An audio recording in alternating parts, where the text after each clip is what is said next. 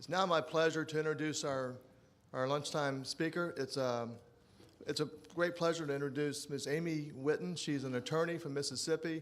I think one of the reasons they had me moderate this session because I'm from the semi-south. I grew outside of Louisville, Kentucky. I grew up saying y'all. So I guess I could help interpret if necessary for Amy. Amy's a seasoned attorney. She's won several awards in her performance as an attorney. Most recently, she was the architect of the Mississippi Department of Transportation's LEAD program for training program. And I think you'll have heard a couple of her sessions yesterday. Many of you were here for her presentations yesterday, and you may have already heard some of her background. I won't elaborate too much on that, but at this time, I'd like to introduce Amy Whitten, and she'll give us some points on diversity in the workforce.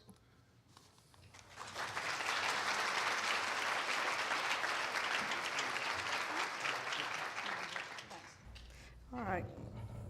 Let's see if I can handle the technology. Somebody? Okay. Everybody hear me okay? All right, one more piece here. Turn this on. Technology is a wonderful thing, especially when it comes accompanied by a human being. That's the best technology there is.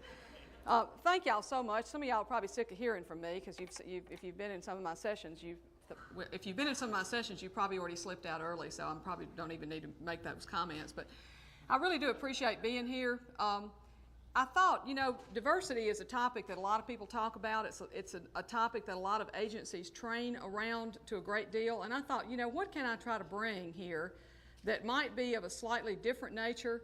So I started kind of digging into the topic of diversity. And what I really want to do is talk to you very briefly about some of the key hidden types of diversity that really are beginning to take the forefront in workplaces. I'm not talking anymore about what's going to happen in the workplace. I want to show you what has already happened in the workplace. I really appreciated what the minister said about leadership and training because it certainly has never been more key to success and the effectiveness of any organization than it is today. So let's take a little tour here. This wonderful gentleman is the father of sociology, and I will tell you right now there is no statement in a workplace today that is any truer than this. Our demography really is and already has become our destiny in the United States in every workplace, private and public. And I want to talk to you and show you just a few of the things that contribute to that, just a very few points. One of them is this huge age wave. The age wave really is providing us with a couple of key components. One of them, of course, we're all hearing a whole lot about the difference in the types of generations in the workplace, and I want to come back to that in a minute or so. But basically, let me kind of wrap a couple of concepts around what you see up there. We have three things that are combining to form the age wave. One is incredible longevity. If you were in one of my sessions yesterday afternoon, you heard me make a statement that probably blew your mind. It did mine the first time I read it.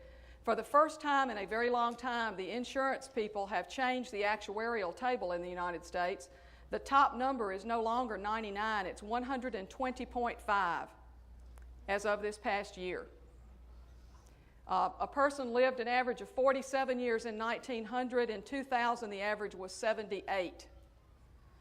The fastest growing age group in the United States is the over 85. By 2010, half of the United States will be over 65.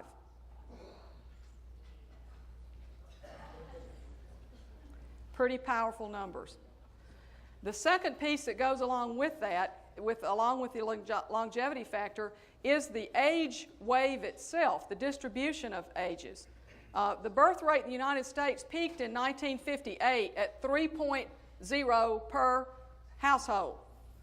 It's now down right under 2. People always say, well, why do you think so many baby boomers were born? And I said, well, I don't know, but if I were a young man and I had managed to drag myself home from Europe after a war that I had been crawling around over there, I'd be feeling pretty good about myself. And as they've taught us at the San Diego Zoo several times, when animals are very happy in captivity, they procreate. And so lots of families went forth and multiplied. And the result, of course, was this absolute, as some demographers call it, the pig in the python, which is the bubble, the bubble of baby boomers coming through. We're going to go back to that in a second because that is a compelling dynamic in the workforce planning area right now. But the third factor that goes with the longevity and the distribution of age is the birth dearth. We really are down to an all-time low, at least in the United States, on the average number of births. We're also in a situation where women are waiting several years. The average for people to have a first child is now approaching 30. And so when you put all those three things together, you have the age wave. Now what that means to us is it's going to produce immense demand and supply issues in the workforce. I really want to focus mostly on the workforce. The longevity factor would seem to mean that we would have more people working longer, right? Guess what? They are working longer. They're just not working for us.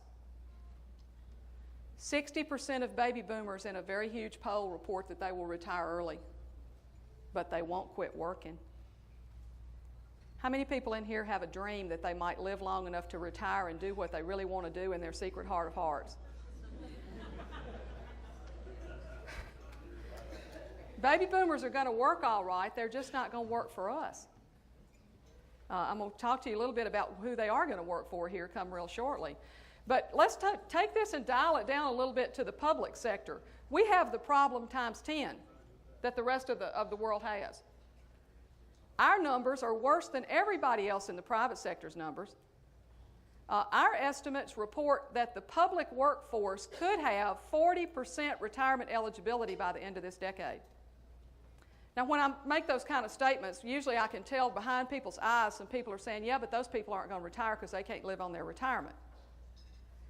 When you look at the numbers across people's pension systems, about 25% of people actually retire in the year that they first become eligible. The number's up to 75% by the end of the third year. And we already know that we are seeing more and more baby boomers coming out after they qualify because they do not plan to live on that limited public pension. They plan to supplement it in some way, either by going back to work somewhere else or working part-time or putting some things together to work the way they want to.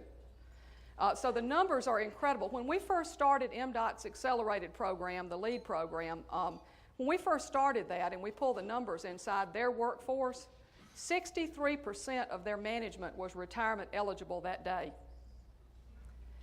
I will dare say if you look at your own organization, you're going to find the same situation. You just might not have looked yet. Transportation is the third most at-risk industry on all the numbers that I've ever seen in the public sector. Top two are healthcare, corrections, number three, transportation. And that's because the average number of years of service in the public sector right now is 12. Guess what it is in transportation? Almost 20. The average is almost 20.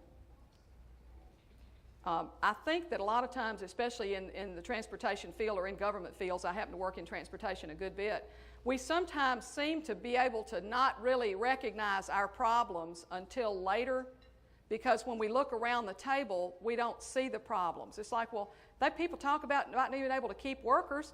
You know, the youngest person we've got around the table here has been here 19 years. Guess what the average is in the private sector for the length of time an employee has been with their employer right now? 3 years. A national average, 3 years.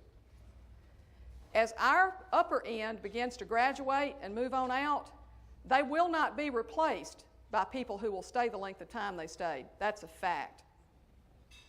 It is an absolute fact. And everybody in here that is a leader in any organization that has transportation connected to it, y'all know what I'm saying. As hard as it is to try to get a hold of a good, hot, young prospect, how hard is it to hold them? It's rough, isn't it? I mean, you know, the average in the public sector service is going down because of the new employees coming in. Where is most of that loss going to be? Well, it's going to be at the top. It's going to be management and technical expertise. You know, the person that everybody's been going to for the last 15 years, every time we had this one particular problem, because Joe's the only person that knows how to do it because he's been doing it since 1903. he's going to take it to the house. He's probably one of those people in this room that's wearing what I call a retirement watch. A lot of y'all wearing those watches. I know you raised your hands too proudly when I asked you if you were thinking about wanting to retire. You know what that is, that watch right there? It doesn't tell regular time. When you look at it, it says 1 year, 4 months, 12 days, 8 minutes. And if you have the really expensive version, it has the little window on it that recalculates your accrued leave at the end of each month. Whole lot of people sitting out here in the countdown, short timing. And they're nodding and being really worried, but it's probably really not going to be their problem when it comes home to roost, because they're going to have taken themselves somewhere else. So the real issues are up in the talent. It's up in the leadership ranks, and then it's up like if you have job classes, you know, if you had engineers 1 to 6, where are we worried about these losses I'm talking about? 6. You know, the upper end of those classes where you've got the really complex skill sets up there and all the knowledge that's residing in there, that's where we're really at risk, and there's a tremendous amount of that in the transportation field. We also know that because of the age wave, because we have a smaller replacement population, the birth dearth has given us a smaller population to replace the baby boom. What does that mean about recruitment and retention? I tell you, man, it doesn't matter. You'd be trying to find a nice middle-of-the-range, fairly low job class job, and by the time you get through getting a hold of a good person, you feel like you've signed a first-round draft pick. I mean, it's a real negotiation process, and I don't know if you've noticed it, but we don't really interview good applicants anymore. I mean, we either have a choice of, the pool is gone to puddle depth for talent, and when you got a really good-looking applicant sitting across the table from you, guess what? They're interviewing us. We're not interviewing them. They're interviewing us. And I'm going to talk about that in a second, because I bet a lot of y'all are hearing this in some of the interviews you're doing. The real big problem that we have in the public sector after all of this starts to roll is what I call the missing middle. I'm going to comment on that real quick. One of the things that happened in the age wave, we got a lot of people up here at this up end. And a lot of us work really well together because we came in around the same time. We're a similar age cohort. We're kind of defined by the same views. Then we have this missing middle from where the birth rate went down. Then we have people down in their 20s that are coming up. You know, those numbers are coming up. But here's what will happen to you. You get ready to lose somebody. You turn around to see who their replacement is. And you look around and it's all of a sudden you say, you know, I know so-and-so could do this or so-and-so could do it, but, you know, I sure wish they had 6 more years' experience. When you look at your workforces now, you see a lot of these young folks, a lot of engineers especially, being pushed into management of major projects at a time when we were coming in, they would never have let us have those projects, right? And so what we have is we've got a real at-risk situation in the middle. And a lot of people are promoting people about 5 to 6 to 7 to 8 years ahead of where their natural growth range would be. That's what all these accelerated development programs are about. It's to try to, as I say, artificially apply 10 years worth of scar tissue. We can whip you in simulation and let you get a good taste of what it's going to feel like if we do the simulations right and you sign a waiver form on the front end and let us abuse you like that for a while, which we are doing with a lot of people. The implications in our workplace include the things that I've just been talking about, plus the bottom one. We have never in our history had 4 generations working in the workplace together. And we got them now. We have everybody from 18 to 80. And they're all there together, and they're all on the same teams. And I will tell you that I do not know a dynamic in the workplace that it's clanging any louder than the clash of these generations as they attempt to form these teams. When you think about, you know who's in that top group. Those are some of the people I was talking about, the folks that we didn't think were ever going to leave. My favorite story is from a corrections facility that I worked with a few years ago. Parchman Penitentiary, up in the middle of the Mississippi Delta, way far away from everything. They had a lady up there running their records division named Christine Houston, and she had been there forever. I mean, I think they created the prison with her standing there, I'm not sure. She had been there forever, and of course, she wasn't real big on technology. But she was real good at running the records room, so she just had that thing in a stranglehold. It was working. She got ready to retire. Now, she was way up in her 70s. And the warden was saying, he said, I don't know what we're going to do. Christine's really going to retire. And you're like, well, the lady's almost 80. Did you think she wasn't going to retire at some point? Brings to mind the statement, hope isn't a strategy. And so the warden and I were having a conversation, and I said, well, what are y'all going to do? What is your plan when Christine leaves? He looked me dead in the eye, and he said, we don't know what we're going to do. I guess we're going to have a big old fire. I said, what? He said, yeah, I guess if people, the records at the Parchman Penitentiary are pretty important. It tells you when you're going to get out. He said, I guess the next time somebody tells us that they need to know when they're going to get out, we're going to have to say, we don't know, your stuff burned up in that big old fire.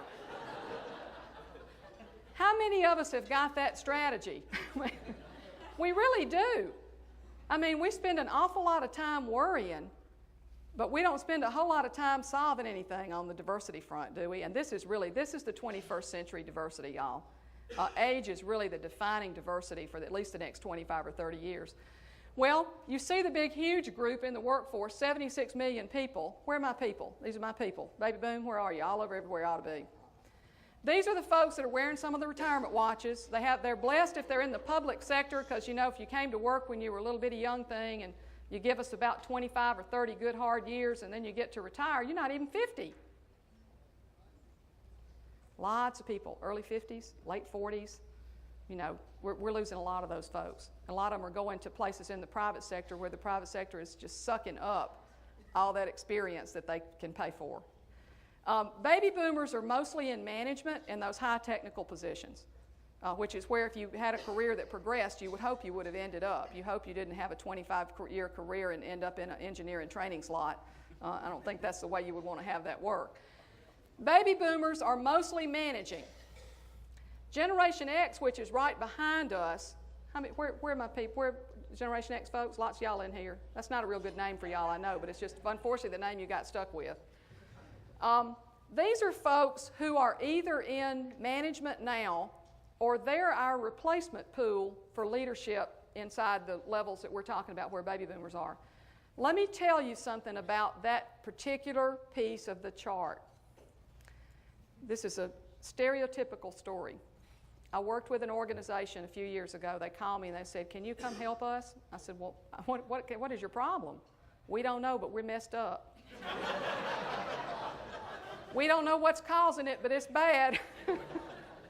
Hadn't got any communication, people not speaking to each other, got turnover rate coming all, just going crazy. I said, okay, so come on over here and just hang out and see what you think. Okay. So I went over there. I always love to go to the break room. You can learn the truth. The heartbeat of an organization is back there where the coffee's being poured. It is. That's where the truth is. So you go back there and spend a little time. You hear baby boomers over here getting their coffee, loading up for the morning. And here's what I heard. I don't know what's the matter with these young people. They just don't want to work anymore. And I tell you one thing, you better not step out in front of them in front of the elevator at 5 o'clock in the afternoon. You're going to get mowed flat. Another baby boomer said, I don't know what the deal is. I've got this great guy. He's been working for me for 2 years, and he came to me last week and wanted to know when he was going to get a promotion. Can you imagine anybody asking their supervisor that after 2 years? Over on the other side of the room, fabulous people in the X generation crowd, you know what they were saying? These are literally things I heard. I tell you, I don't know, they better just lighten up a little bit. This ain't nothing but a job.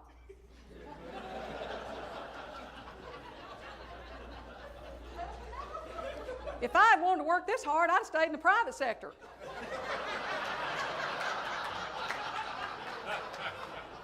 All-time greatest comment ever made. This was by a young guy. He said, you know what? If they want loyalty like this, they really should get a dog. A tremendous amount of noise, white noise, that you hear coming out of your teams and out of your buildings and out of your organizations is the absolute mind-splitting clanging that's going on between those two groups right there. Baby boomer trained management style.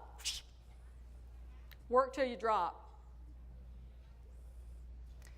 X generation reaction to that. I'm going to have a life. I'm going to have some balance. They report on surveys they would give up to 20% of their income for more time with their families. This dynamic, now, you know, most baby boomers, when we really look at what the X generation is asking for, we might not say it out loud, but guess what we're thinking? That's what I want too. That's what I want too. It's exactly right. And so what we're seeing is enormous amounts of team building have to go on between those two groups. Not bad baby boomer management. Traditional baby boomer management runs off good X generation employees. We don't like to manage things like telecommuting. Baby boomer managers say to me, well, how do I know they're working if they're not here? To which I want to say, how do you know the people who are here are working?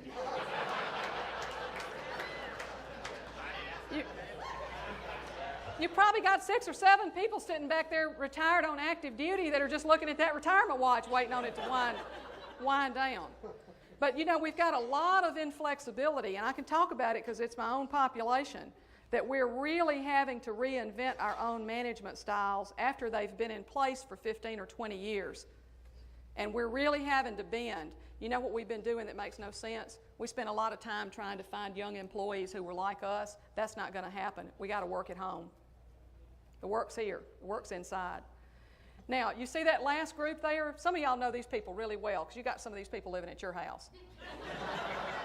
They're either living at your house or you're sending a check to some university that you hope they're really getting enrolled in because you've been sending money there for 2 years.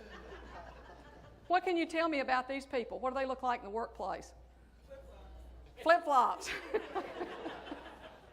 These people absolutely came out of the womb multitasking. If you want to have a conversation with your teenager, you got to unplug them from 3 electronic devices in order to wade in enough to be heard over whatever's going on in there. But guess what? They're doing it really effectively. They're very effective on about 4 tracks at one time. I'm not. I might could do 2. But so what you have here is you're going to have a really good, strong replacement population, but they're going to totally revolutionize the way the workplace looks. They're going to absolutely blow up the average regular day. Tremendous amounts of their best work will be done when? 11 p.m., all night long, 1 o'clock, 3 o'clock. I work with one of these people who does a lot of work with me. She's in another company. And you know what I really love? Is he one of those people? Yeah. What I really love, though, y'all, is that I can have a conversation with her in the afternoon, and then I go home. And when I get up the next morning and turn my computer on at 6 o'clock, I've got a fabulous product. We're made for each other. We really are. As long as I don't say, why didn't you come to the office at 8:30 this morning? I don't care where she is. I don't care what state she's in. As long as the technology pipe is open enough to get that work through there back and forth. But that crowd is really, they're going to revolutionize the way that we work beyond where we and Generation X are. That chart that I was showing you could fill up an entire day's workshop, and if you haven't been in one of those workshops, you need to find one. It's the biggest leadership challenge we have, is how to take those pieces and make them into something that's very synergistic. The second piece of the diversity mosaic that I want to show you has to do with real diverse workforces over the next 8 or 10 years. By the end of this decade, we will be living in a minority-majority United States. Work-wise, the workforce will be 30% non-white by 2010. By 2050, the workplace will be 55 to 60% non-white. All of the work loss that we're going to have from all these numbers, people retiring, almost every bit of any gain, net gain over the loss to entry of people, all the net gain will be foreign born. All of it. We have an absolutely beyond energized immigration move going now. We don't have, a lot of it is not a body shortage, it's a pure D skill shortage that's driving us to just wherever the minds happen to be that can produce the knowledge work. But probably one that most people would not really realize is by the end of this decade, we will have more women in the workplace than we have men. These are national numbers.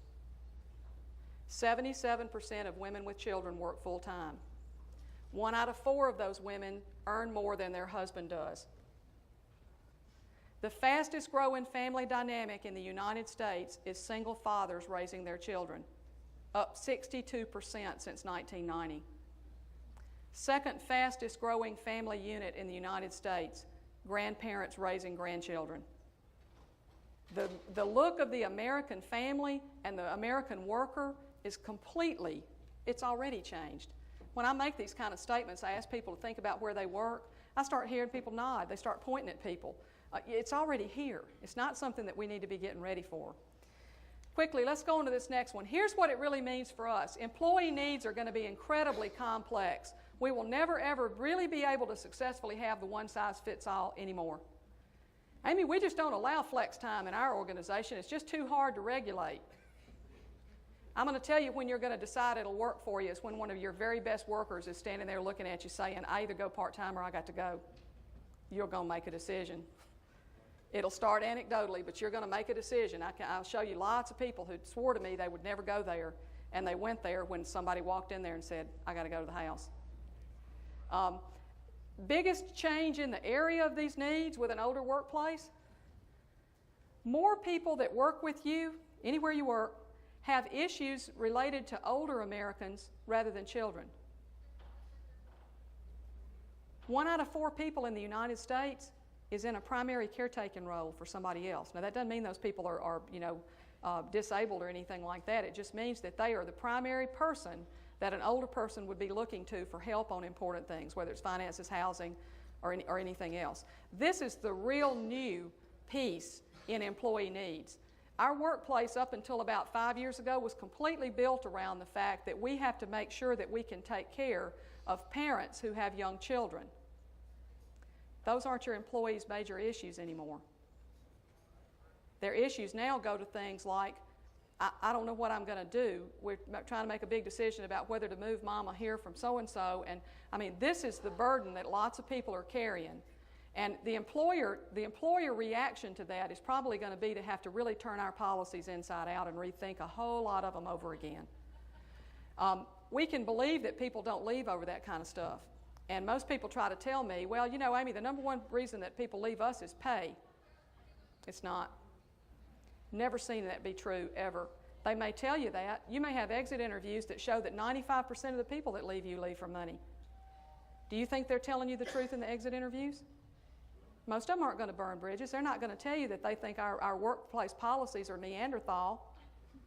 You know, they just don't want to leave on bad terms. So they're always going to leave, we're leaving for a better position, which makes it easy for us to pretend like it's money. Highly, highly diverse teams. Think about a 29-year-old manager managing a team that's got 3 or 4 people on it who are 60, 62, 63, another couple of 30s, 40s. You know, the dynamics of people really trying to lead these teams is going to be enormous. Lots of increased stress on employees. If you were in that session yesterday afternoon, we talked a lot about what's all going on in people's lives. It's kind of ramping them up. When they get to work, they're just carrying a lot more than they used to. And then really, really, really dynamic turnover. Now, I'll show you something here. In addition to that quick piece, the workplace is completely different now. The workers are totally different, but the workplace is completely different. This is your new organization right here. The 21st century organization is a shamrock organization. Can you relate to this? Fewer permanent employees. Anybody been on the receiving end of that? You have a vacancy in your organization now. You're not sure whether you're going to fill it or not, but you're starting to get pretty sure you're not. That's a big piece. Fewer permanent workers. That shrinkage of government is still going on. The second piece is going to be many, many more just-in-time workers. What's a just-in-time worker? Part-time? Temps? Contract. What's the problem with having those people be on your team? Really integrating 2 temp staff on your team, what's the problem with that for a leader? Where's the buy-in? You have them long enough to even assimilate them into your work? Do you have them long enough to even get them to buy into your organization's mission? Usually not. They want what? They just want to deliver the product. That's right. That's exactly right. The culture piece is just going to miss the mark completely. The third piece, More outside partners. Now this is really good news for me, because I'm a consultant. And it's really good news for those of y'all that are planning on opening your own consulting businesses as soon as your watch finishes winding down. These are a lot of these baby boomers that are in here. You're seeing this already, a lot of it in the transportation industry now. A lot more outsourcing, a lot more sending things out so that we've got outside pieces working with us. I'm not going to go into depth on that, but I want you to think about the implications for a manager trying to manage a team that now has those three pieces as its primary pieces, 4 age brackets drawn across limits. Half the people in there worried about what to do with their older parents, grandparents, aunts, uncles, etc. And lots of people having needs that are not anywhere near the needs of anybody else.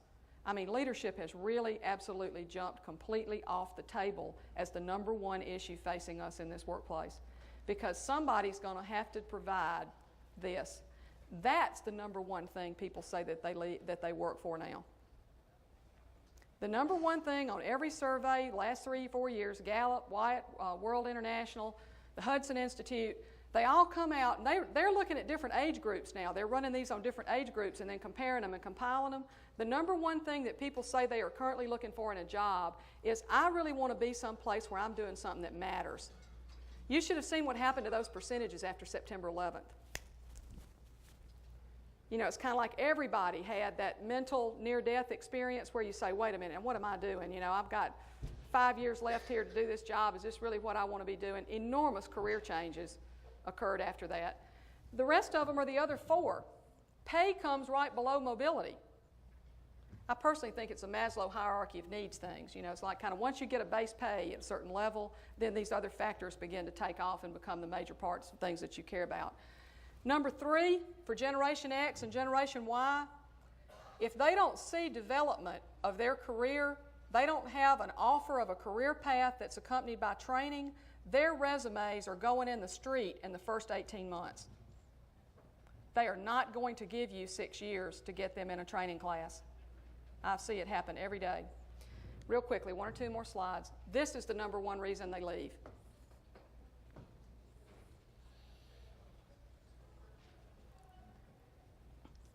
You know what all this means? The higher you go in an organization, I hope this isn't heresy, the higher you go in an organization, the less important your technical skills become. Some of y'all who used to do some of the absolutely most precise, profound engineering work known to man, could you go back there and use the current technology and produce that product today? What is your job? People. It's the people, y'all. I can show you garbage hauling crews that would not anymore get out of the garbage hauling business than anything else, because they got a team of 8 guys and they've been together back there 12 years and they got a great supervisor. It's not, you know, people tell me all the time, well, we can't keep people in that department because the work's no good. That's never the reason they won't stay. Your turnover that goes over 20%, 15%, it's the manager every single time. It may not be what they're doing wrong, it's what they're not doing right. It's omission. This is an EQ slide. Many of y'all may have had some experience with emotional intelligence, but all the studies that have been being run for at least 25 or 30 years show that up in the leadership ranges, about 75 to 96% of our success is this. Really great self-management skills. We don't lose our temper. We don't blow people out. We don't freight train our employees. We don't dress people down in front of somebody else. We know the sense of time and place. If we're introverts, we know how to be extroverted. We know how to manage by walking around. You know, it's all the things that absolutely are about managing yourself, your only unlimited resource. Consummate at building and maintaining relationships. I really believe that the word relationship is going to be the gold standard for at least the next 20 years for leaders. And if you don't, I've been listening to y'all, some of the things I hear around here. I can't tell you how many of your conversations are about, well, you know, since we got that relationship with so-and-so, we really got it going on. All the way over to, well, our relationship with so-and-so isn't quite what we want it to be. That's what we're going to work on when we get home. It's the gold standard. Constant thirst for knowledge and self-growth. And finally, your number one job, if you're at a conference like this, if you're in an organization high enough to be at this conference right here, that's your job, the bottom entry right there.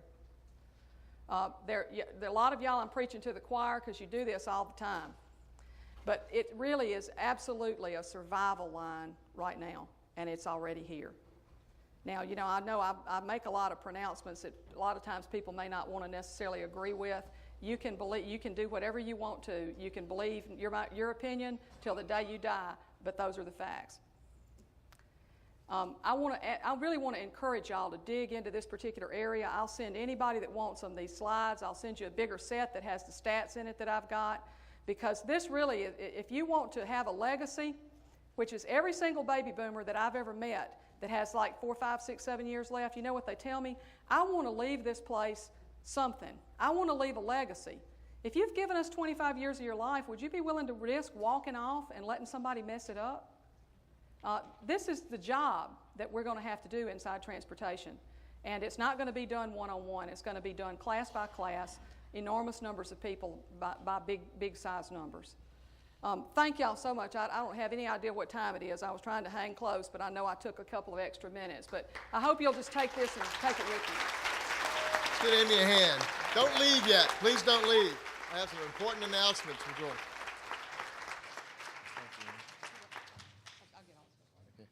Okay, first of all, an age-related announcement. This was in the Washington Post last week. You don't get old because you don't stop playing because you get old. You get old because you stop playing. How many people have been playing this week? Okay, I see it, especially those Minnesota people. Okay, now the real announcements are, after the banquet tonight, desserts will be in the Grand Palm Colonnade right out here, not out by the pool as in the agenda you have in your packets. It's too hot out there. Ice cream will melt. So it'll be inside, not outside tonight for the desserts. And if you're leaving for the airport today and haven't checked out, your room key will not work after 12:30, so sorry, you're too late. There's plenty of room in the front desk area if you want to store your baggage for later on today or tomorrow. Okay, I've got other announcements. Last but not least, let's see, participant lists are now available at the registration booth, as well as the latest newsletter for LTAP for Florida. And last but not least is please fill out your participant evaluation forms on your table today. And actually, this is the last thing, truthfully. Moderators and monitors, please fill out your session summary sheets and turn them in to the right people, your other people. Thank you. Now go to your next session and play. Yes, okay. Okay, they'll get it.